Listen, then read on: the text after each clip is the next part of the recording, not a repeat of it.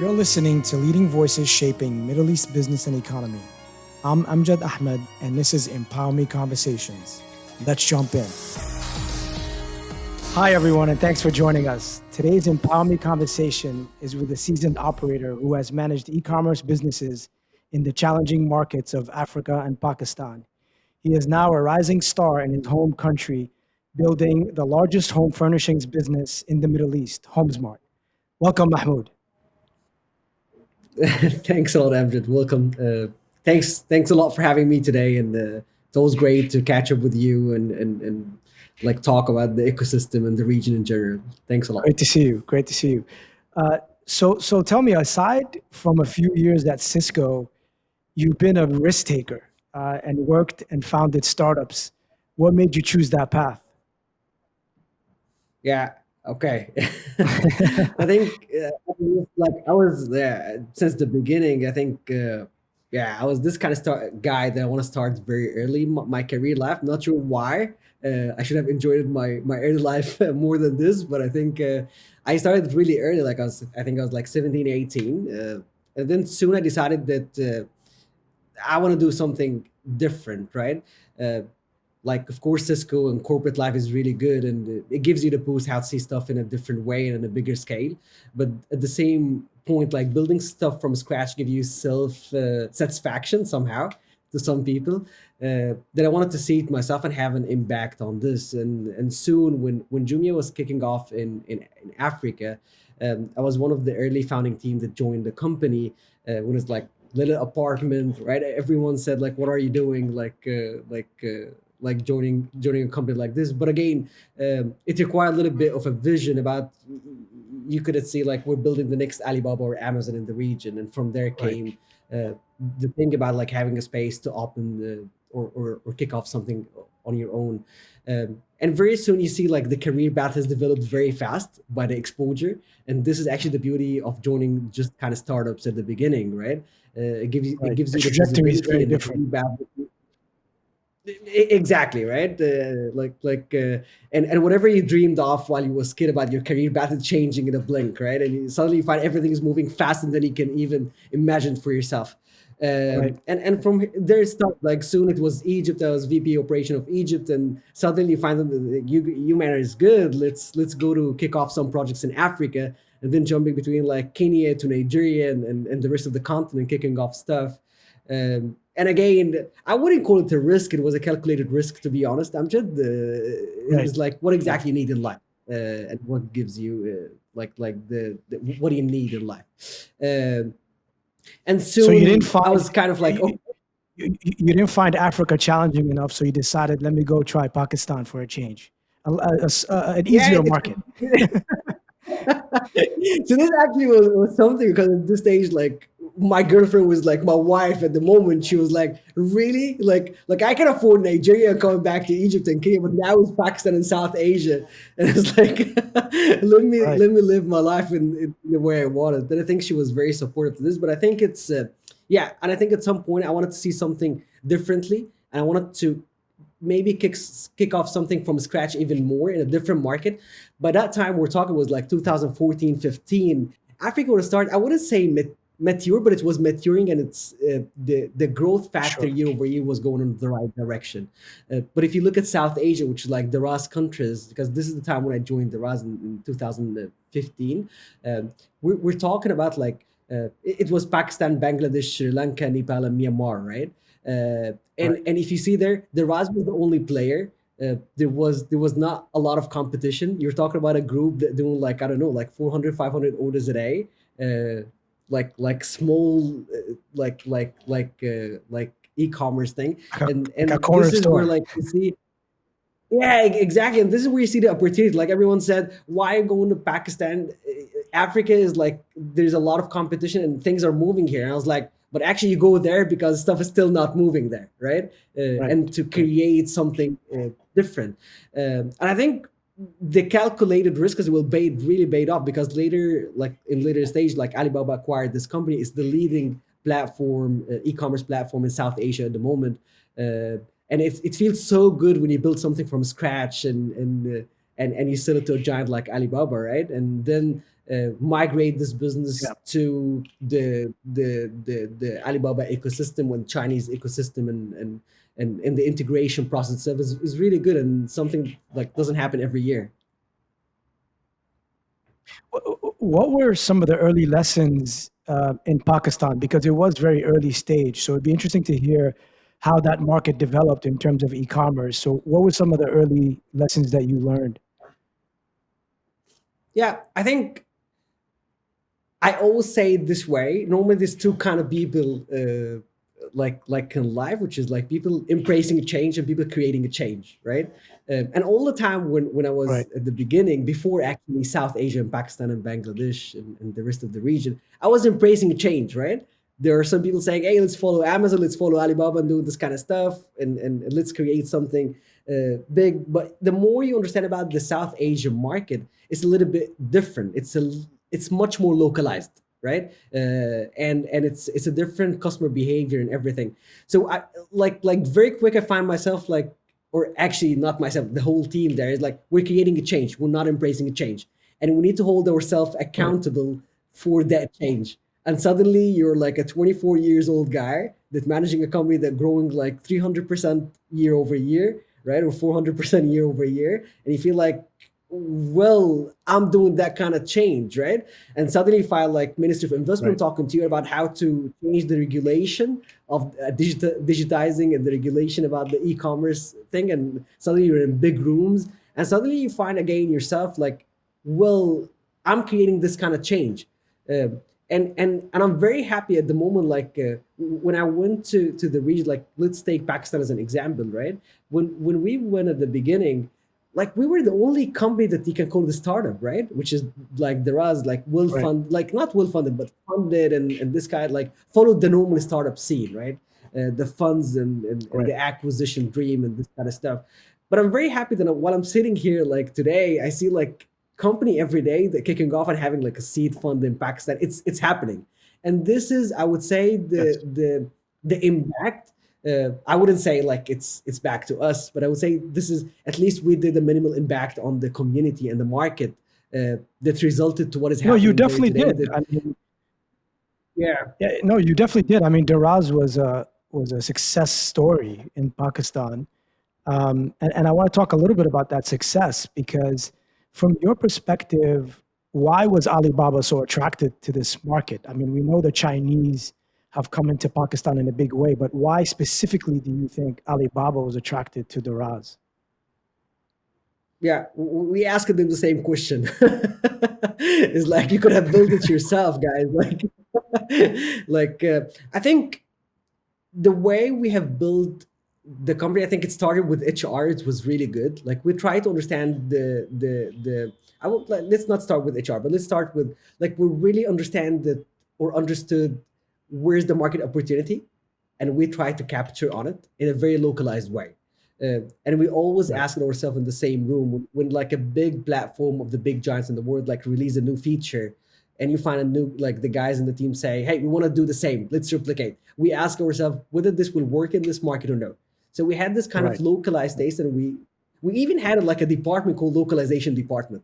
They think about how to localize to the market rather than like just replicate it. Less seriously, and actually, this is one thing that I think it was a key metric. And as well, we worked a lot about holding ourselves accountable to the market and developing not just the RAS like as an e-commerce platform and the trade happening on the RAS, but the ecosystem surrounding it. So like in terms of seller education, in terms of like third party logistics education, you could see how this is developing because, as an example, the logistics companies wouldn't know how to deliver like e-commerce and COD cash and delivery as an example in this kind of markets before the Right. RAS kicking it off, right? So you educating the market to Right. this kind of stuff. And I think I wouldn't say the last thing, but comes at now it's the team. I think we built a very strong team. Like retention rate is like high. You can feel like it's like you could see like a career path for the people themselves. Like I had like three people in my team as an example when I joined. Like they were all like project managers. Right now, one of them is like COO of Pakistan, and the others like head of like group head of logistics, the others like head of product. So you feel like there was a clear career path by capturing the right talents in the market in a localized way, by like feeding the company from inside within instead of just external. Now, I would say, and lastly is like the harmony of this kind of business. Like one is strategy. Like even we have different countries to operate from. We don't have one strategy for like for all the countries to go in the same direction. Each country need to have its own dynamics, their own strategy. Of course, has the same goal at the end, but we operate Right. differently, and we have to accept this in the business journey. I was going to ask you one thing we talk a lot about are the ripple effects of startups and the ripple effects of success stories. Have you started seeing that from Daraz? Have you started seeing your former teammates who cashed out on the exit with Alibaba start new businesses? Have you started seeing that? Yeah, I think it's. I don't think it's just the rise. It's the catalyst of us, right? Whenever you Right. find this, like it's a human being, right? Whenever you Yeah. find this thing happen, everyone else like, why it's not me? And it's the benchmarking, right? Yes. And you could see a lot of people from the Raz, they start to kick off. Not even the people that made the exit and the cash out, right? You can Right. find it as well the early stage people and the younger generation when they found this happen is like, why I'm not doing the same, right? Right. Exactly. Mahmoud is It not gave them smarter hope. like those guys. Exactly, right. And from there you start to see this generation that because the benchmark is changing. We call it the bench. I think I call it all the time the benchmark because like before the RAS people, there was no benchmark. So people thought that okay, it's very hard to operate a business, a digital Absolutely. business. It requires a lot of cash. It's not easy. This kind of stuff. But then once this happened, people start to question. Okay, it looks like it's not hard. Why I'm not doing the same? And you create like different. Like I know like two like a co-CEO and myself, the COO of the group. We both like lift the RAS right now and operating our own things actually. Let's get to your business now. So Homesmart. So what made you start this business? I mean, you're a serial entrepreneur, but why this particular segment? Yeah, it's And I should ask you also if you have why asked you've seen other markets, why Egypt as well? yeah. So if you have asked me this question like 6 years ago, I would say definitely it's not furniture. I wouldn't do it in the region. But I think it has an effect. I think normally when we look at businesses, right, or at least myself, when I look at operating a new business or something, I look to three factors, right? Uh, the readiness, the market readiness, and start from supply and demand, economical empowerment, and political situation, right? And this is how I evaluate opportunities in general. It was the same thing Hmm. in Pakistan and South Asia. It was the same thing in Jumia, and this is this. I think the whole idea came when the acquisition happened by Alibaba, and I started spending more time in China, right? And understand about their ecosystems there, and you understand how the industrial sector has changed this whole country dynamics, right? And the effect of self-sufficient and a lot of other stuff, and the economical empowerment of within China, how they can create this kind of like sufficient ecosystem that can help the Chinese ecosystem, right? And not depending on external factors, and how they developed really fast. So if you see what happened in Europe and the US over the last 50, 60 years, those guys have developed in 30 years. And if you see, my vision was like, okay, Middle East should do it like in 15 years, right? Right. And actually, this is the right way because you start from what other people have ended or not ended, but like reach it to, I would say, right? Right. Right. And this was the big alert for me is like I need to return back to Middle East, right? Something happening there, and definitely we could see a lot of growth happening, like between, as an example, 2015 and 2020, we could see that e-commerce like penetration is jumping like four times, right, or five times, Yes. like 100% year over year, and you could see this is happening, unlike when it was like 30-40% in other countries, right, developed countries at some point. So the development is happening really fast in our region, and at some time you need to capitalize on those opportunities, right? Right. Why furniture in particular, right? when we thought about a business, we need to think about something is a huge market size, um, and not still tabbed in the market. And we ask ourselves like why it's not tabbed. There is something that making it like essentially not tapped, or no one thought of it. And we have Right. looked There's at some this friction 80. in the market of some sort. Yeah, and exactly, we have seen like an $80 billion industry, very successful business model in different countries like India, the US, Europe, like other markets as well. Uh, and we were like, okay, let's do it in a localized way. And again, back to the structure, we're not trying to replicate something. And this is when you try to the creating a change factor. It's not like copy pasting from a region to another. Um, and the idea came from here. Like we tabbed, we did like like some mock-up at the beginning, see how this will reflect on the supply and demand. Huge tractions at the beginning, a huge market size, and most importantly for us as founders was like what kind of impact it brings on the table, right? Because what we're trying to Right. do is playing on a very economical factor, which is industrial sector, that to avoid imports and increase exports, especially export and actually like self-sufficient in the domestic trades as well, right? So after the currency dilution in 2017 in Egypt, like they had to do a lot of like fundamental changes in the way that the economy operates, right? And one of the core industries that Egypt is good at is furniture, right? Right. Which actually it's like almost an $8 billion industry in Egypt, right? It's and Egypt like has like the biggest furniture city hub in Damaita. It's called the Maida city. In Egyptian, it's called Dumyat city, right? So from there we would like, okay, government has done like a free trade agreement with all the MENA region and African countries around. They're really supporting industrial sector. There's a huge gap between supply and demand, right?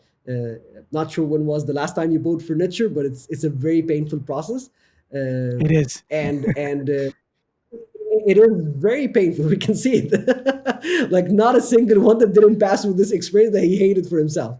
And then it was like, okay, there's a huge opportunity for growth, not just in Egypt, in the whole region, um, and cross border channels. Let's capitalize on this, right? And once we start to talk with the government about the initiative and what we're trying to do, we find a lot of good support, and we find okay, because of course government not going to be able to do what we're doing, right? They would be Right. able to help with regulation, with facilitation, with like support and some stuff. But at least you need people like us to kick off the real like wheel, Sure. right? And And to and, capitalize. I love Mahmoud, to use the word. uh, on that specific point, did you notice a difference between when you operated Jumia versus now Homesmart, specifically with regard to government? Was it better, worse, same? Yeah, okay. It's thousand times better, right? That's when good we to hear. operated Julia, right? Like, and you have a guy from like local authorities, like taxation or even like the industrial thing coming to the warehouses and knocking. What are you doing? We're doing e-commerce. What is this? It's like we're selling, like we're a marketplace e-commerce and selling on behalf of others. Like, okay, show me the receipts of this stuff. Okay, it's a marketplace, right? It's not by us. Okay, we need to test that. They didn't understand what we're talking about, right? And I think this is and the kind of change that happened over the last 7 8 years that made us or made me actually come back, right? Because you feel it's Okay. growing faster than other countries, right? This is the Right. growth. Like if you see Egypt between like 2000 and 2020, right? And the internet penetration rate changing, or the usability of internet in the region, it's 10,000% much better, right? So, Right. Right. or improved by 10,000. It's crazy, right? And this is actually what we need to capitalize on, right? The kind of change, because you don't see this kind of change and just watch, right? Because the more this is Right. happening and coming back to the region and creating this kind of digitization in the region, uh, the more it gets educated fast. So, I want to hit on that point, digitization, because it's a common theme, especially in emerging markets, especially the ones you've operated. What have you noticed to be the same in all of these markets? So, not the differences, but what is sort of the common link that you're noticing? Is it this accelerated growth of sort of the consumer digitizing? What is it that's creating this opportunity?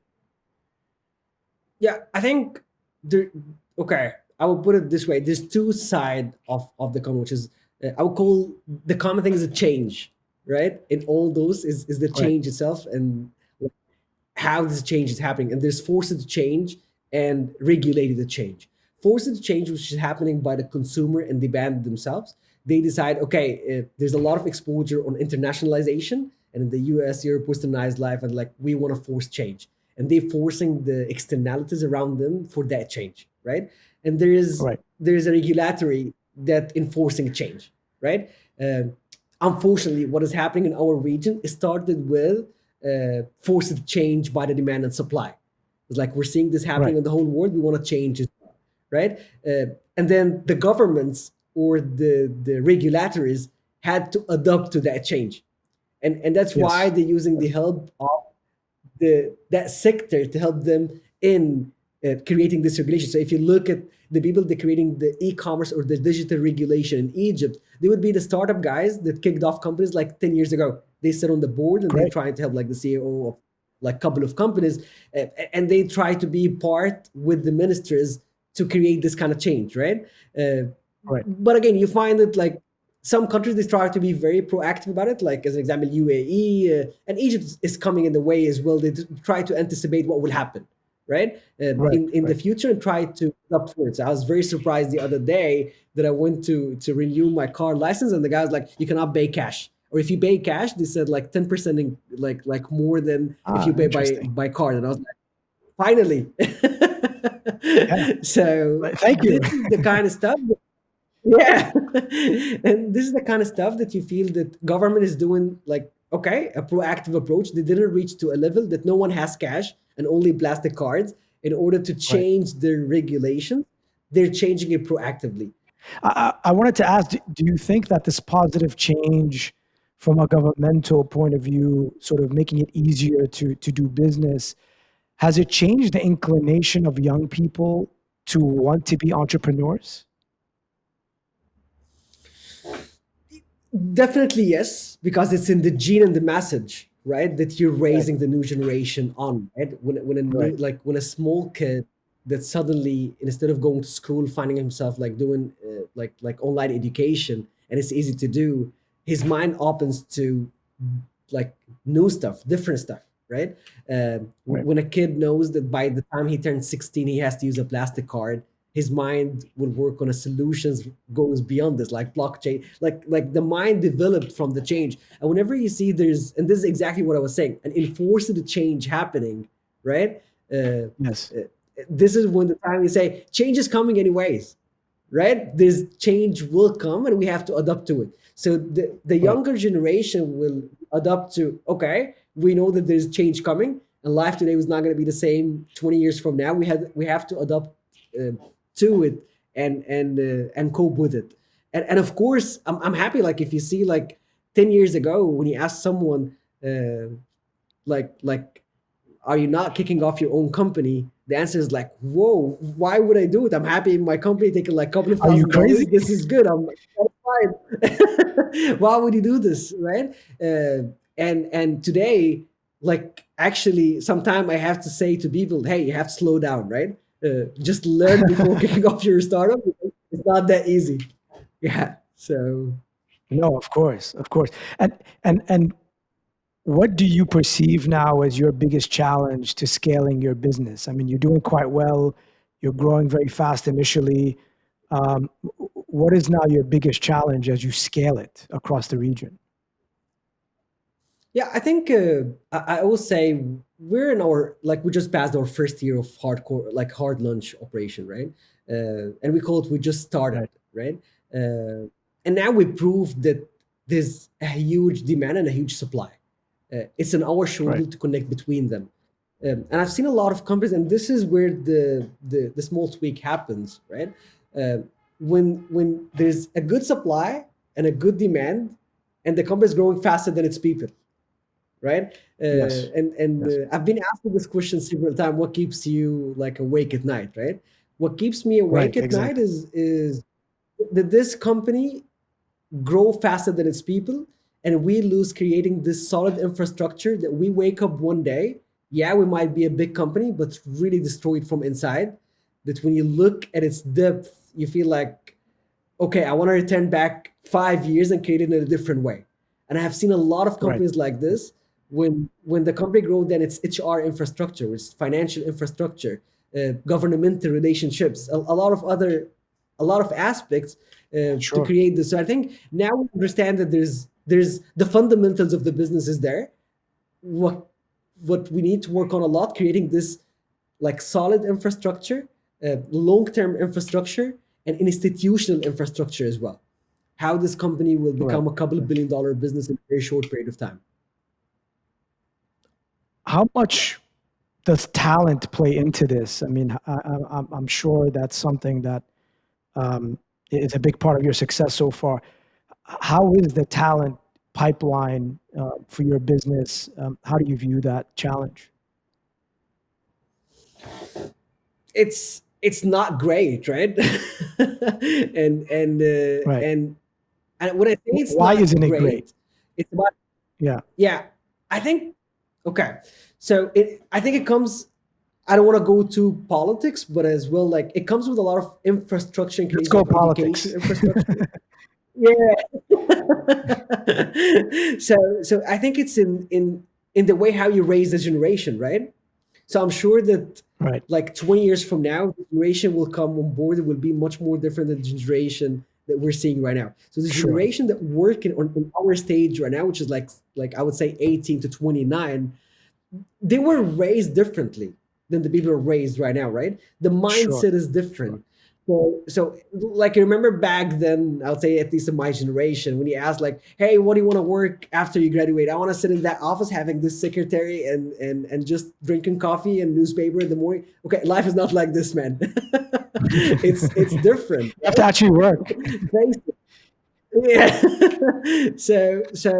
And this is what we find it different in the market is the expectations that for guys to get on the ground more, you need to take it from scratch, uh, and this is what you demand, right? But you need to understand as a company that require talents what you should supply as well. And the supply, people always materialize it to subject matter, which is like money or salaries or equities or this kind of stuff. It's not doesn't just stop here. It's derivative education, right?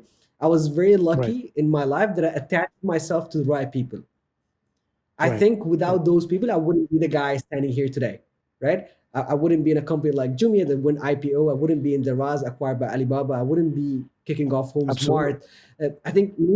I think the people around me, and I think it was on me to choose the people I want to be attached to, and they were their responsibility to pass for me the right knowledge, right? Right. And I think us as business runners, we need to understand you would never find the 100% fit for the business, accept the 60-70% and work on the other. This is your message in the ecosystem, right? And I could see this a lot is like some people they don't have the patience or uh, the mental capacity of developing other people around. But actually, Right. this Right. is what it is. This is what creating the loyalty, right? Of the employees and the HR equity in the market and a lot of other stuff is like developing in the people around. So if we just sit back and say we wait for the 100% fit, you're not gonna find them easily, Yeah. right? No, of course. And when you look at the talent pipeline, the women workforce participation rate in Egypt is fairly low. It's in the 20%, even sometimes depending on the study you look at, it's even lower. What has been your experience with Homesmart when it comes to women and women inclusion? Yeah. So we have almost like 35%. to 40%, Great. like in our HR, which is, I would say, like good and bad, Right. but it's good. Maybe it need to improve. Maybe it should be 50%, 50%. I wouldn't call it, Sure. it need to be something, but at least if people are not seeing Yeah. it like affecting the work balance, it should be fine. I think it's developing fast. Like when I was operating in Jumia back then, right? We didn't have in the warehousing a single woman at the beginning. Actually, no, there was like a couple of them. Sorry, one or two, right? Okay. And I once, because Jumia was part of Rocket Internet, so they had Lazada as well in Southeast Asia at that point. We went there to get some Right. knowledge because they were like bigger and older. And I went to the warehouse, and like 35% of the employees were like females. And I was like, wow, okay, why Interesting. this is not happening there, right? Um, and from that point, you start to question. I was paying a visit when I came back to the warehouse at Jumia. I wouldn't call it a real percentage. I didn't know, but I can recognize it's changing, right? And you could see a lot Right. of Right. faces, like female faces in the warehouse, and it's becoming normal routine, and it's happening. Uh, I think this is changing with the it's a big case, right? We don't want to go through, but again, it's the way the culture education is happening, and the change of perception that this is a man job, this is a woman job. You know what I mean? This is Right. just for you, this is just for her, and start to understand there's an equalism of the relation. Like it should be fine that you work in a warehouse, or work as a, like it's very common that I ride an Uber or Careem with a woman at the moment. It's happening. Right. But but Mahmoud, other than ensuring that you have the right balance and that you're looking at the right pool of talent when it comes to the workforce, I'm wondering, you as a CEO and founder, how are you sort of looking at women moving up the ladder within Homesmart and taking on leadership positions, having board members? Is that something you're thinking about consciously, and that you're trying to ensure that you see that? I'm just curious to how you're viewing it. Yeah. Okay. So the way how I would answer this, I don't think about it a lot, to be honest, in that concept Right. of Right. uh, That's a fair. woman and a man. You know what I mean? What Right. we do is we're open armed to everyone, and it's in career path, educational, Right. line, and it's free for everyone to prove himself, and we work together, right? It's not Right. element in the equation, I would say, right? Whether But in you're a a way, female or a male. i- in a way, I would argue that that is eliminating the equation, because you're not creating a bias, uh, against women. The reality is, a Yeah, lot of firms, there's a bias against women, right? So it's very difficult for them yeah, to actually move up.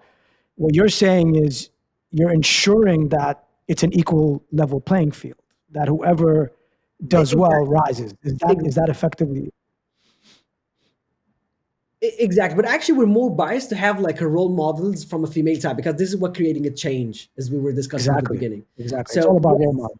we don't have exactly. So we don't have to think about it that much. That as an example, if we have two candidates, a woman and a guy, we had to choose a woman just because we prefer to call ourselves like a woman friendly or feminized friendly company. No, but we have to create this role model. So our head of HR is a female, right? Our head of customer service, Right. she's a Right. female, right? Uh, Great. like you could see in the tech, we have like tech leads are females. Like it's there, right? The head of designs, she's a female, right? Uh, like we don't look at it from a percentage perspective. I said the percentage at the beginning, but we don't look at it as an element in hiring, firing, promoting, appraisals. It's not an element, Right. but we had to keep our role models there to make sure that, as you said, at least to give the courage when we have a post in the company about a new position, that it's a message, it's open for everyone, right? Absolutely. I think that's critical, right? Role models and women being in leadership, it's a critical role model for other younger women to take that leap or to take that opportunity. Um, going to the Egypt ecosystem, again, you mentioned that there are a lot of positive things happening. If I was a policymaker and came to you today and said, what should I focus on, Mahmoud? What is the one thing that would help companies, more companies like yours, be created? What would you tell me to focus on? What would be that one area that you said, please pay attention to this? Okay, so I think okay, it's I want to use my shot in the right way because he said it's the one area. It's a lot of areas, right? No, Yes, I yes. think there's a lot. I guess what I'm looking for is really that one area that I think you think would make the most impact. I mean, again, you're very seasoned in starting companies. What is that one lever that I think they could focus on that would really move the needle in terms of having more Yeah, companies get started? yeah.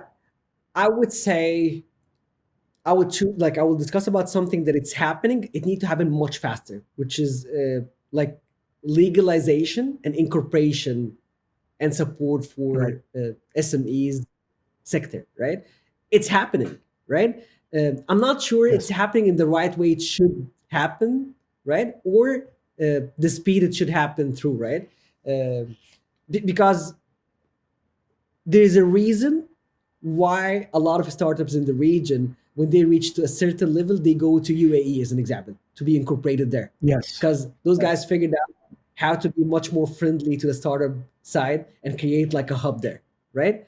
Um, and there's a Right. reason in Egypt, or there should be a reason in Egypt how to. I wouldn't say to prevent this from happening in each like region that this country that having this FOMO behind this is the business hub like Singapore, UAE. You know what I mean? It's happening. But Of if course. I'm the government or the regulator, I would think 100 times how to make sure that this doesn't go out. They stay in, right? Yes. Yes. And this is starting from regulation, facilities, taxation, incorporation, like regulations. This kind of stuff really affect the fact uh, that some people, when they reach a maturity stage, they say, "Okay, we want to go out."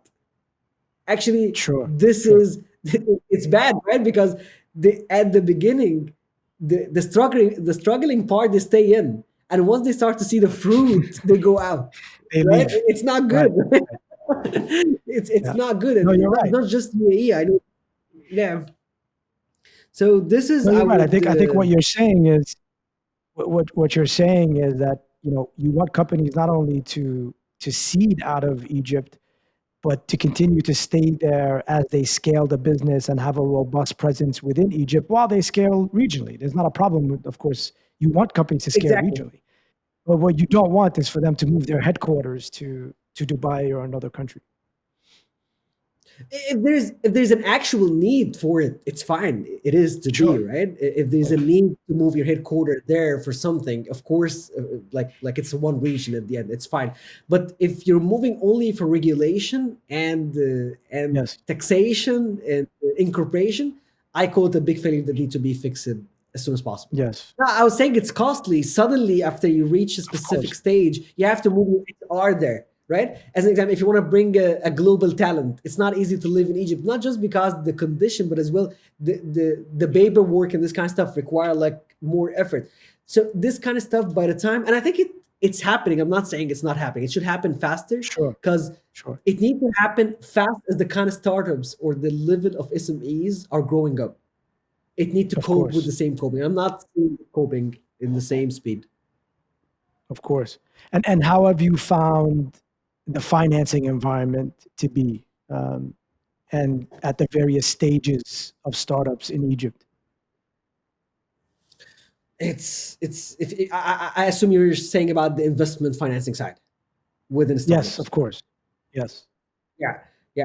It's I've never seen it like this in a like I wouldn't say in a market, but I've never seen it like this, right?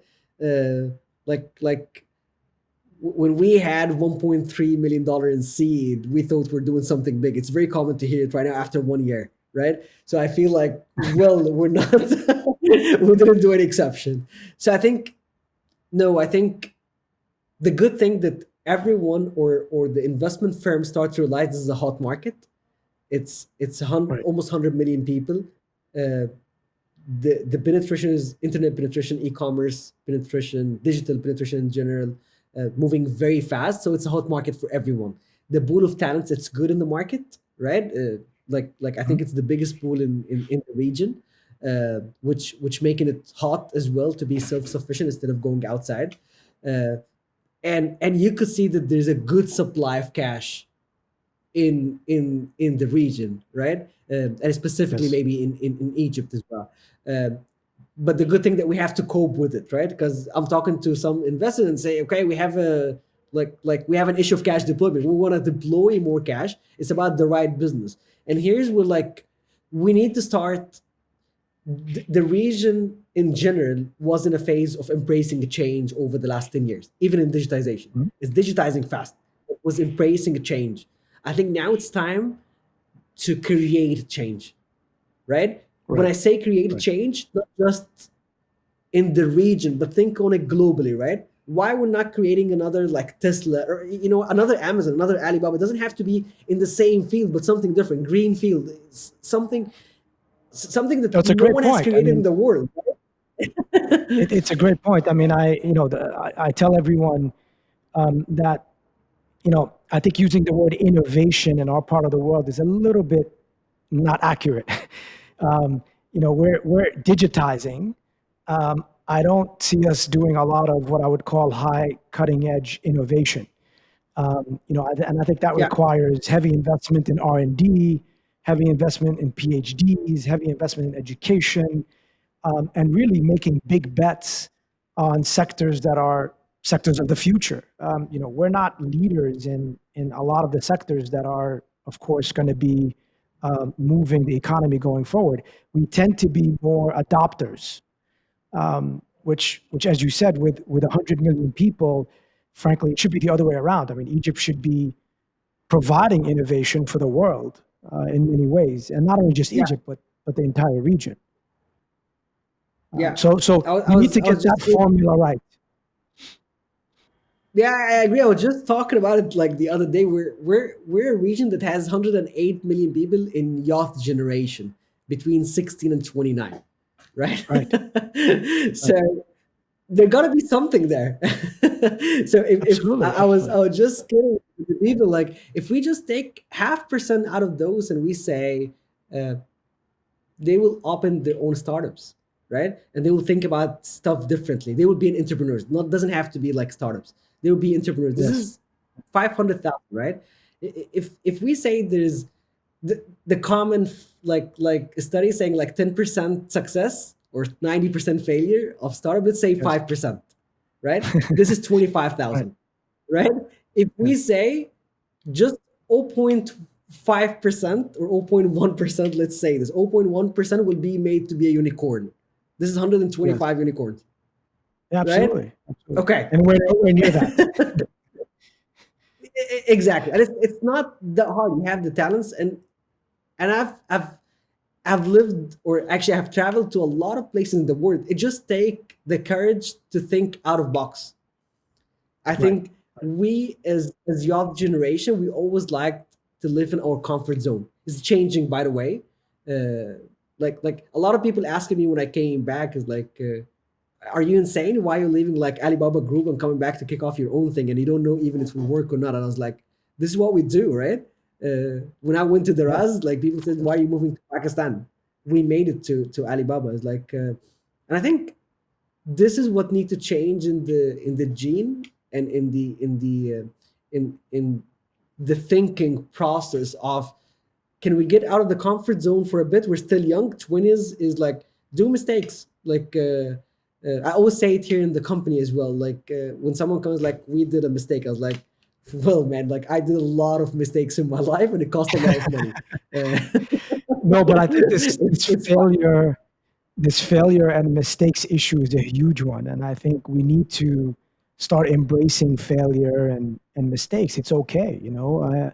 I think the inclination to sort of beat people down when they fail needs to stop, and we need to sort of say, look, it's okay to fail. And the reality is, a lot of startups will fail, but we need the success stories, and I think the success stories like yourself are creating that momentum for more people to start. Um, and Yeah. now, as you see Homesmart where it is today, what's next for Homesmart? What's next for you? What are you focusing on now for the next 12 months? Yeah. So I think for us now, we understand, as I was saying, that the fundamentals of creating an institutional entity is there, right? And there's a Right, big room for it.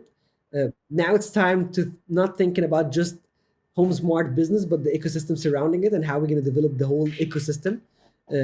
So we're spending a lot of time understanding beyond the supply and demand, right? But logistics needs, financial needs, right?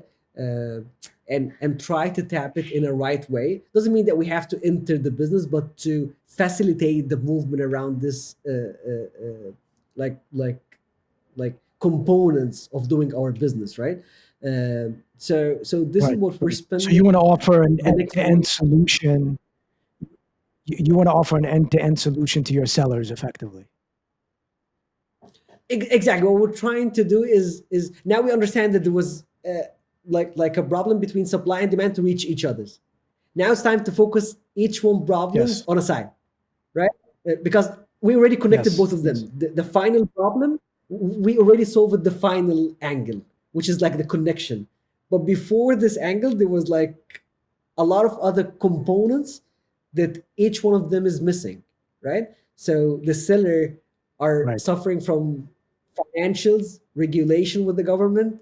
You know what I mean? A lot of other stuff, accessibility, yes, logistics. Let's solve them one by one, right? We're kicking off right now our logistics right, company because we find it a big pain. A lot of good sellers, they have the good capabilities, right, of production. They don't know how to do logistics, and we were forced to do a logistics sure. company because this is the kind of stuff that you hold yourself accountable for.